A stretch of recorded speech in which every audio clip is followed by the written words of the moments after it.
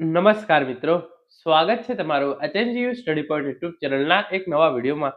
8મા પગાર પંચને લઈને સૌથી મોટા સમાચાર સામે આવી રહ્યા છે એના વિશેની વાત આપણે આજના આ વિડીયોની અંદર કરવાના છીએ.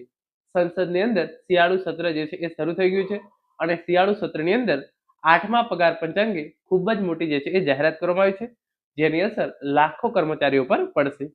8મા પગાર પંચ અને ફિટમેન્ટ ફેક્ટર છે એ અંગે મોટા સમાચાર જે છે એ આવી ચૂક્યા છે.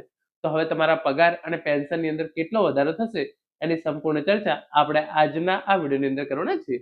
મિત્રો, HNGU study point YouTube channel દ્વારા તમને આવી તમામ માહિતી સૌપ્રથમ અને સચોટ રીતે પૂરી પાડવામાં આવે છે. ભવિષ્યમાં પણ આવી તમામ માહિતી મેળવવા માટે ચેનલને અત્યારે જ સબસ્ક્રાઇબ કરી લેજો. તો હવે શરૂ કરીએ આજનો આ વિડીયો. તો તમે જોઈ શકો છો, 8મા પગાર પંચને લઈને મોટા સમાચાર, સંસદમાં જાહેરાત. લાખો કર્મચારીઓ માટે મોટા સમાચાર.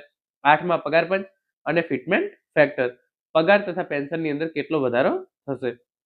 તો સૌપ્રથમ તમે જોઈ શકો છો, જે પ્રમાણે government of India, ministry of finance, department of expenditure, જે પ્રશ્ન નંબર 212 હતો એનો જે છે જવાબ અહીં આપવામાં છે.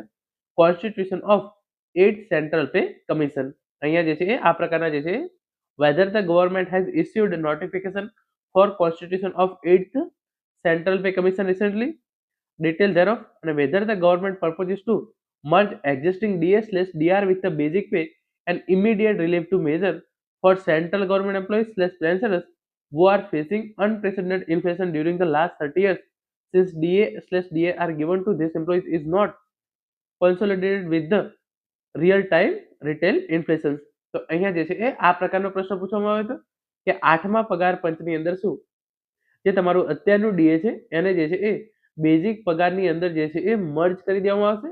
તો અહીંયા જે છે એ ફોર એક્ઝામ્પલ હું તમને એક એક્ઝામ્પલ આપીને સમજાવું કે ફોર એક્ઝામ્પલ તમારો જે છે એ અત્યારનો પગાર જે છે એ 50,000 રૂપિયા છે અને તમને જે છે એ 50% લેખે જે છે એ ડીએ એટલે કે મોંઘવારી ભથ્થું જે છે એ આપવામાં આવે છે.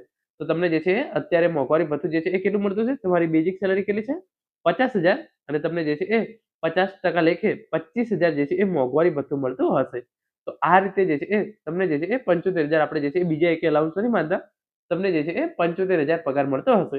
તો અહીંયા જે છે એ એવી માગણી મૂકવામાં આવી હતી કે જે છે એ હવે જ્યારે નવું 8મું પગાર પંચ લાગુ કરવામાં આવે તો એની અંદર જે છે એ બેઝિક પ્લસ ડીએ, તો આ 75,000 જે છે એને બેઝિક સેલરી જે છે એ કરી દેવામાં આવે, આ પ્રકારની માંગણી જે છે એ કરવામાં આવેલી હતી. તો એનો આન્સર જે છે એ શું આપવામાં આવેલું છે?